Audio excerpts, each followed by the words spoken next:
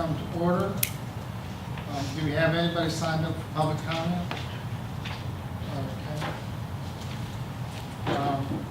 We have kind of a meeting to look at the minutes first, so.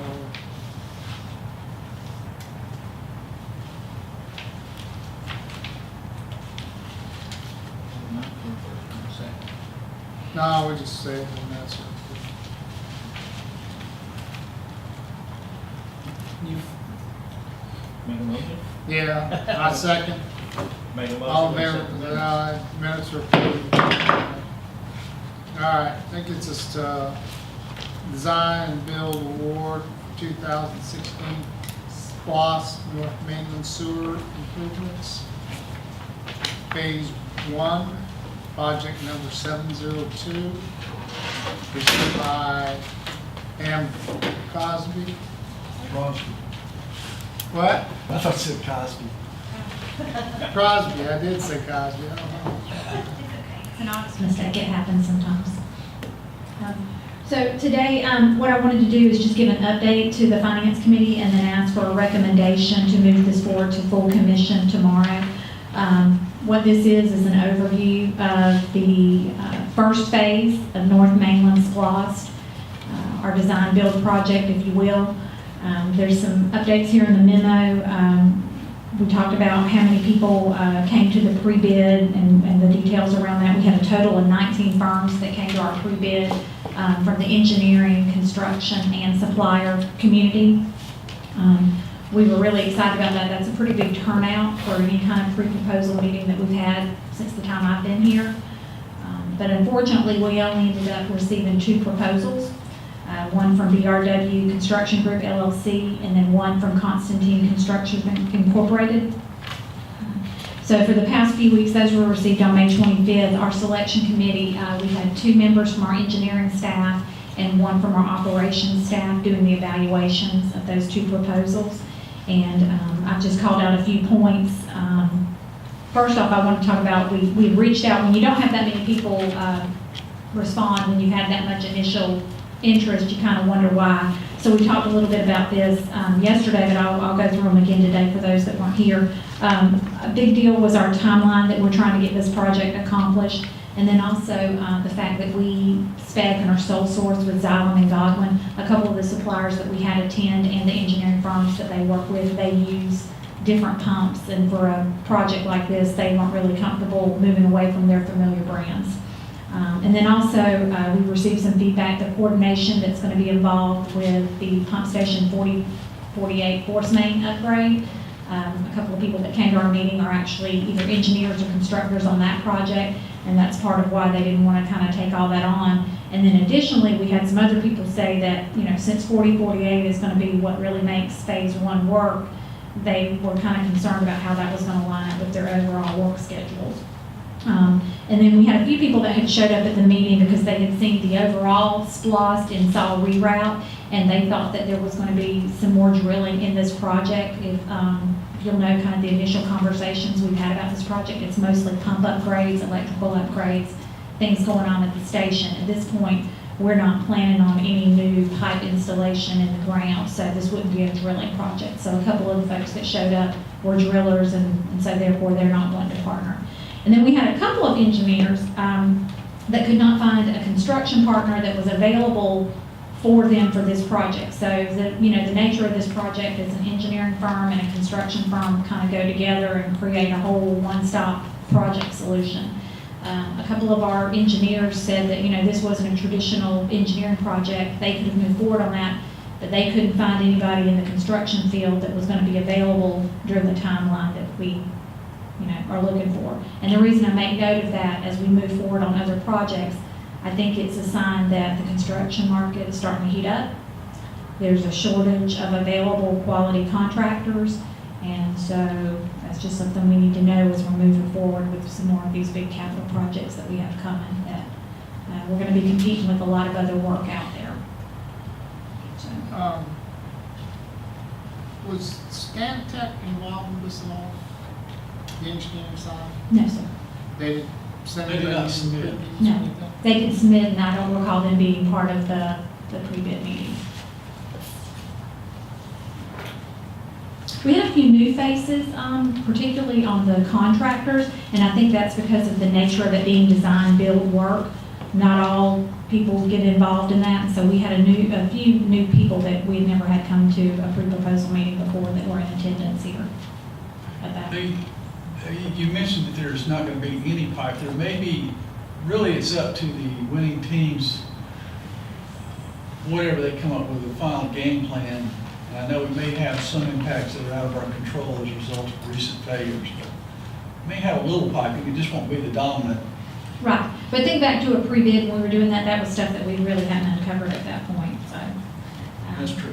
Okay. So just, you know, I know it sounds like, I just wanted to kind of touch on that, and we'll touch on that probably some more tomorrow, but, you know, when you have 19 people show up, you know, it wouldn't have been necessarily 19 potential bidders, but we were thinking we were gonna have a bidding pool more like 4 or 5 here, and we ended up with only 2, so. Okay, I understand you've opened the envelope on, Yes, there was some curiosity yesterday from facilities about what the cost would be for the phase, the 30% design phase.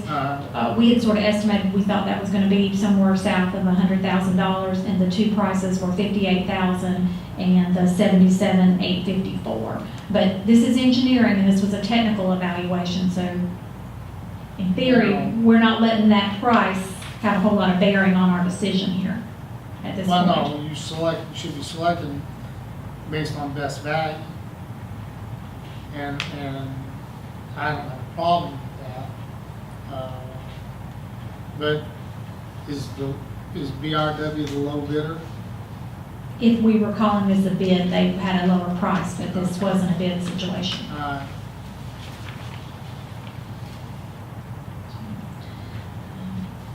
And then, like I said, the next part of the memo that I have is where we talked about the evaluation matrix, which that'll be the second page of your packet, and just kind of pointing out some of the similarities and differences and what we noticed in the scoring from the 3 members of the selection committee.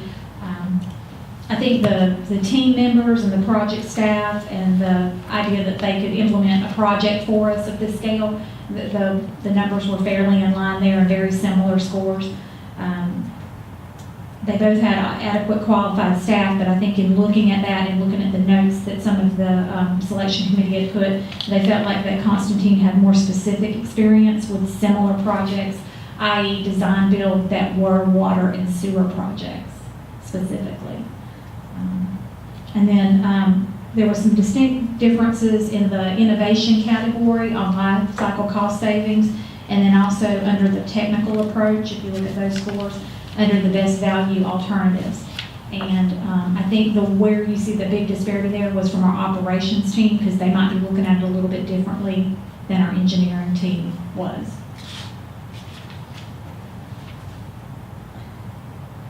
And overall too, on all 3 evaluations, one of the notes was that the concepts that were there, that were presented in the Constantine proposal, seemed to be more detailed and more drawn out. There were more, here's the nuts and bolts, instead of here are the things we would want to evaluate. They already had kind of moved along and had a few of the proposed answers, I guess, to the questions that were there. And then one thing that was of concern for us is in the BRW proposal, we had given some specific targets. So this is basically 6 lift stations. And so for each lift station, we had called out a specific GPM target that we were looking for. And it appeared in the BRW proposal, some of those targets weren't going to be met or addressed to the level that we had requested. So that was of a concern to our staff and of note. And then obviously, from an operations perspective, one of the things that they were looking to score on too was minimizing the impact to existing operations. And then just any kind of enhancements that could occur. And so there were some significant scoring differences if you're looking at the evaluation matrix on those scores across the board. Was there an issue with acceptance of agreement of terms? With, So on that, Constantine? there was an extra envelope that they had included for phase 2, a sealed envelope that has not been opened. And that wasn't something we were asking as part of this project.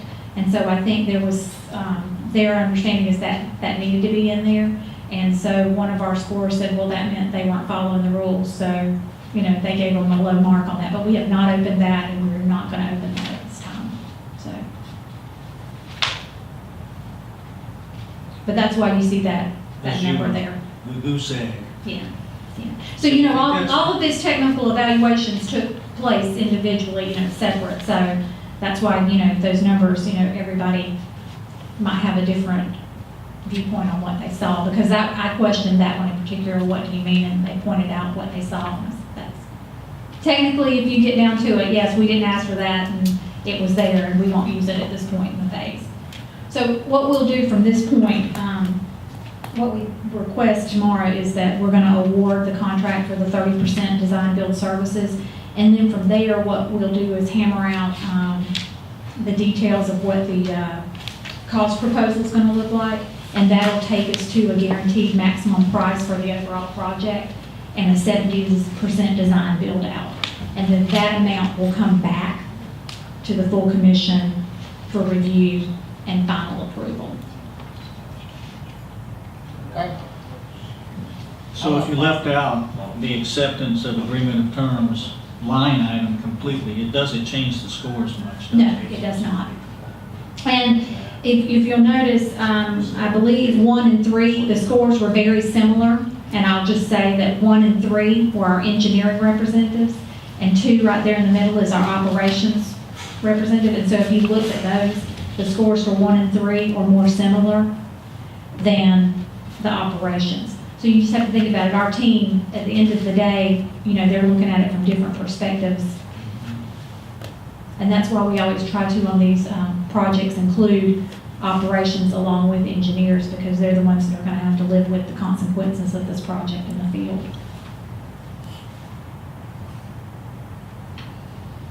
Yeah, if you took that line item out completely, then operations evaluator 2 for Constantine would be the highest score on the sheet. They must really like that.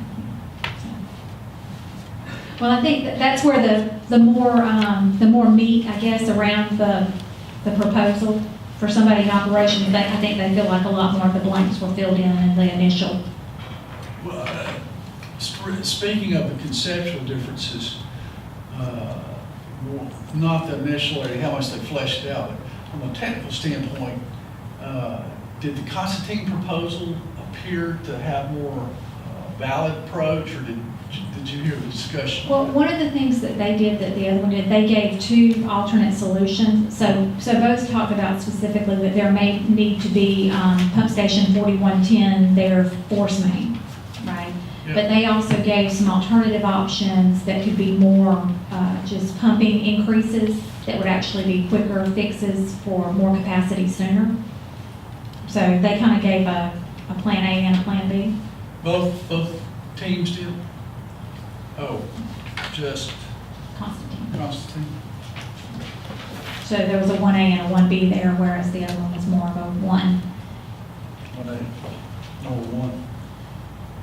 So what you need today is for us to recommend that this be presented tomorrow. Yes, and if you have any questions, I'd like to vet those out now so that tomorrow when we go, you know, it's more comprehensive and everybody has a better understanding. So if you have any questions about anything in the process, Well,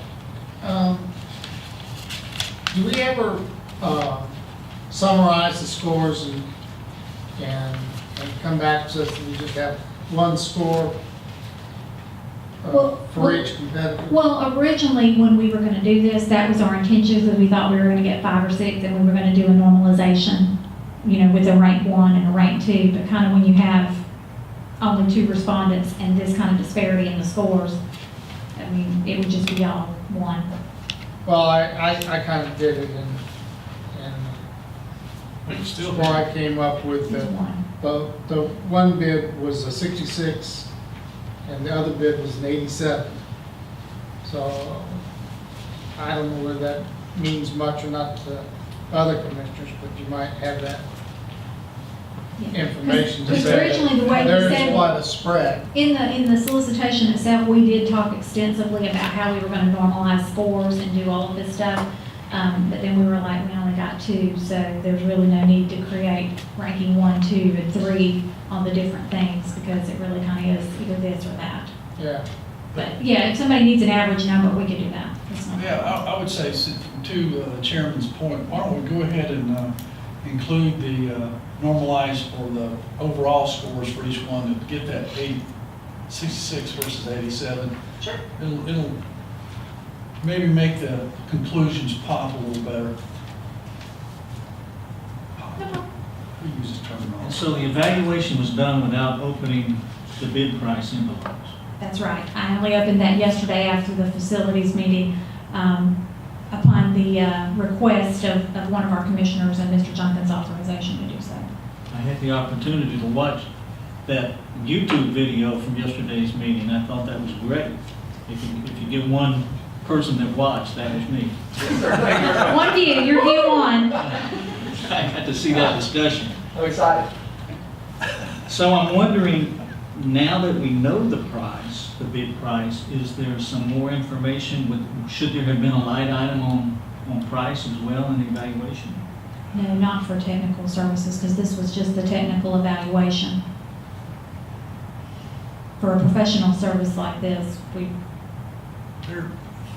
One of the concerns, and we had our attorney involved in the whole process because this is our first design build project. One of the things you can get into when you start getting into particularly engineering services, and you may have had a different experience when you were at the power company, but I know where I was at in the state of Alabama, there were laws, actually state laws, that forbid you to bid engineering services. Everything, it was an ethical issue over there, an ethical issue.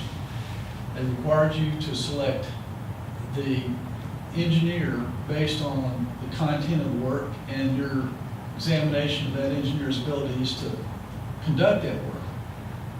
If price were taken into account, the theoretical fear was somebody would lowball you just to get the job, and you get somebody that was going to do a poor job and win it on price. It's kind of like, well, it undermines what you're trying to do when you do Yeah. qualifications-based selection. yeah, you're trying to get the best bang for your buck and the best outcome as opposed to getting the cheapest, because especially in the public sector where in many cases lives may be involved in the outcome of the engineer's work, follow there may be the need to ensure the very best work is done. Anyway, ethical issues when it comes to the selection of engineers, particularly in the public sector, is much more an issue of what they can do and their proven record for doing it than pricing normally. If all things are equal, then I would say, I don't know if there's laws against it, there were over there. You would maybe take pricing into account at the end of the day. Negotiate, if you had two firms you thought were tied for the very best. But nowhere in what we put out in the solicitation did we tell them that that was going to be a factor, so it wouldn't No. be fair to evaluate them with that at this point. Yeah. If we made the decision to do that, like you said, we'd figure out if it was legal in the approach, but you surely wouldn't put out a solicitation that doesn't say price is going to be taken into account, and then at the end go, oh, well, it was really price what was the pivoting factor. That wouldn't really be fair. Okay with you to let it It's go okay before with the me? meeting? Yeah. You need a Approved. motion? or- No, we Go. don't. Thank you. All right. We have the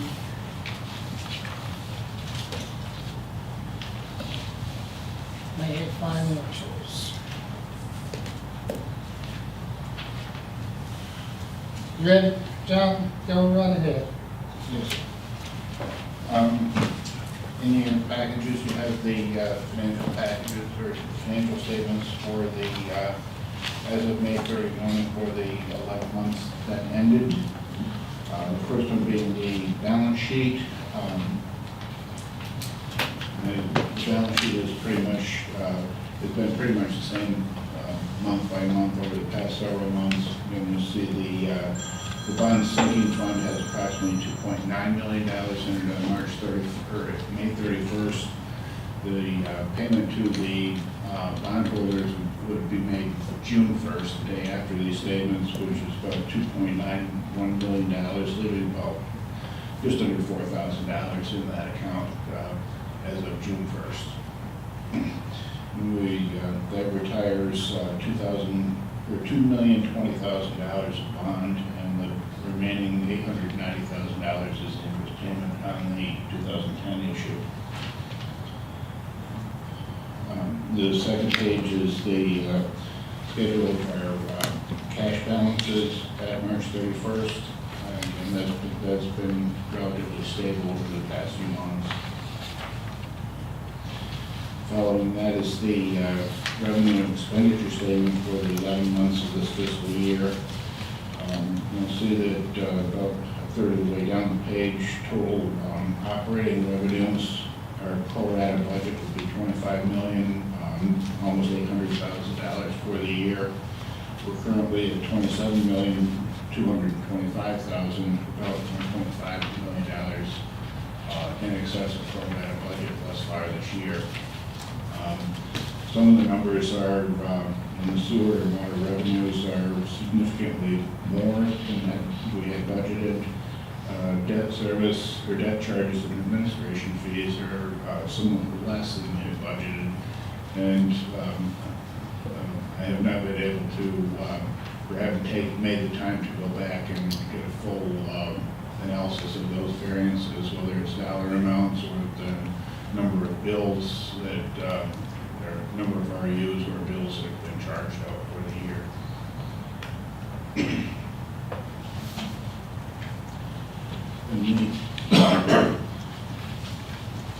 And going to page 3 of that report, the total operating expenditures for the year-to-date budget is about $20,400,000.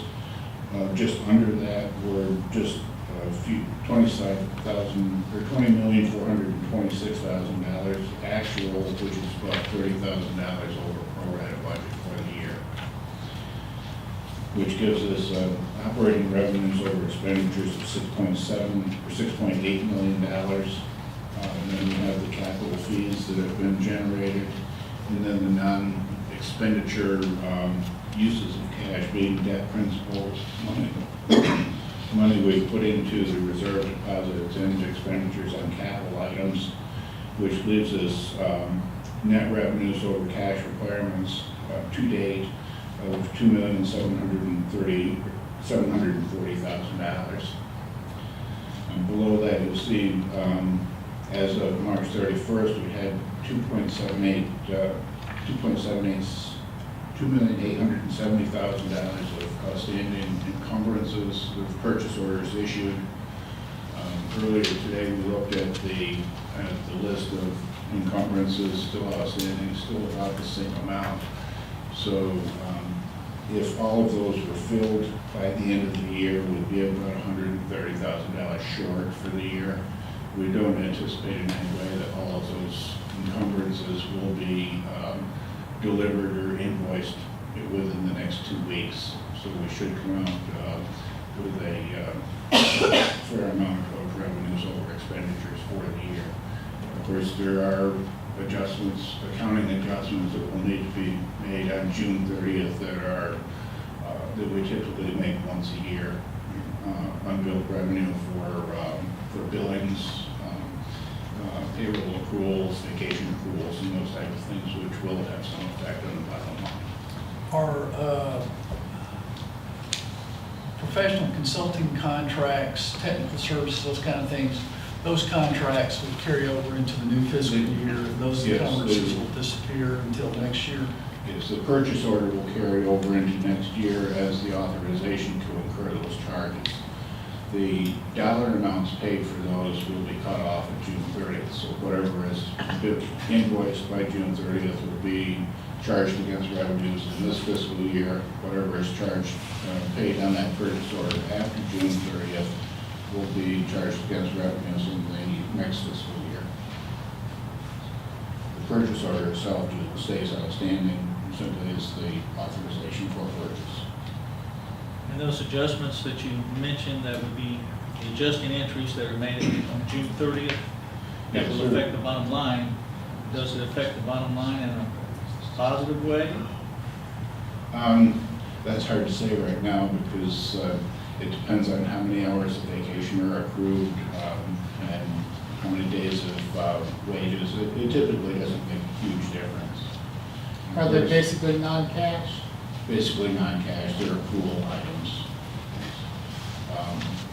And then also at the end of the year, for monthly internal reporting, we cut off the financial statements about the 6th or 7th day of the year and run the statements.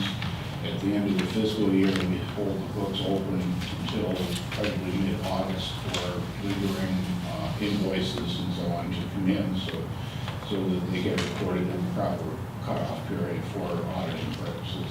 So there may be a few of those lingering.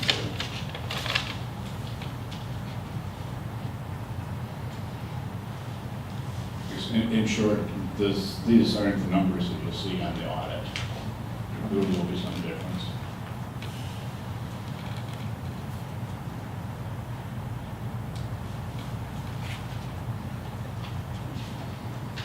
Any other And questions? then the last page of the report is the summary of projects.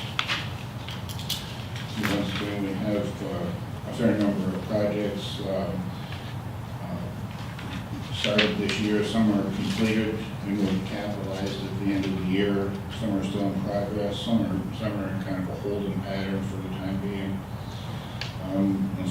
Thus far this year, we have actually had cash expenditures of $5.96 million on projects. We've got about $3 million of purchase orders outstanding on contracts or engineering services for these projects.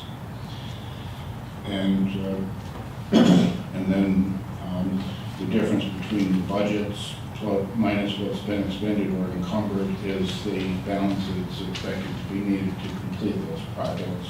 And that totals about $4 million. At the bottom of the page, you'll see our reserve balances at the beginning of the year, how much we've collected or deposited to reserves for the year minus the expenditures and encumbrances and the balance to complete.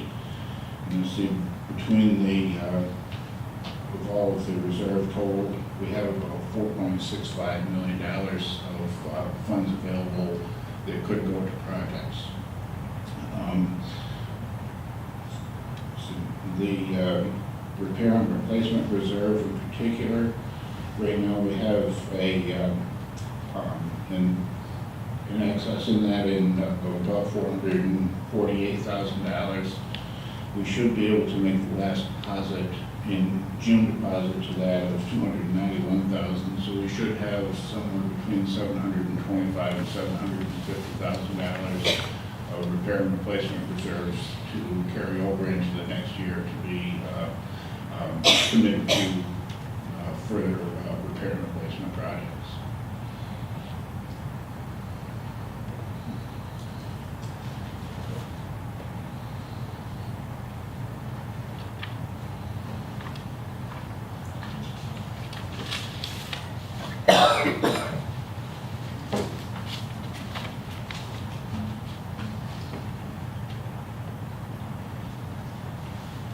Okay, I have a question. Why do you call deficit and R&R funding?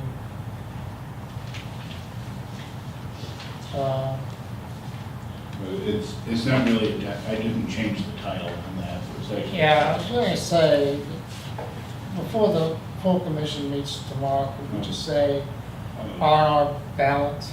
Yeah. Is- Up until the last couple of months or so. I'm it has been a aware. deficit, and I'll fix that before tomorrow.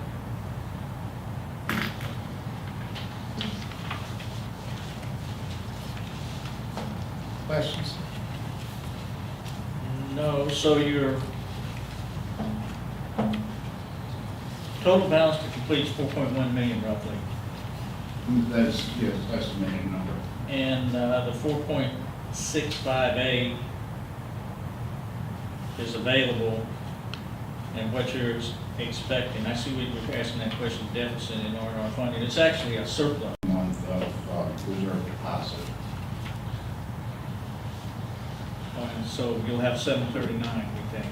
Yeah, 739 to go into July.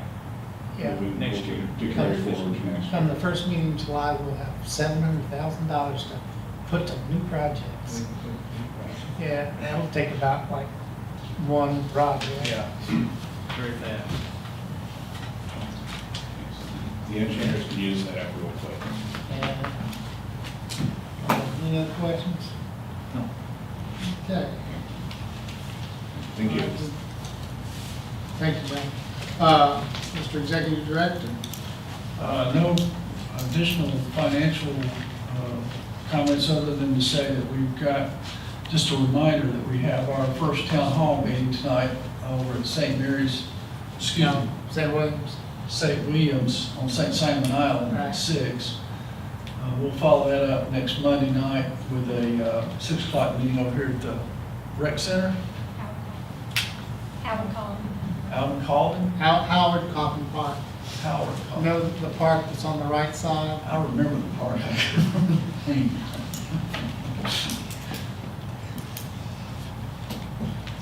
They'll be at 6 next Monday. That's correct. And beyond that, no other updates today.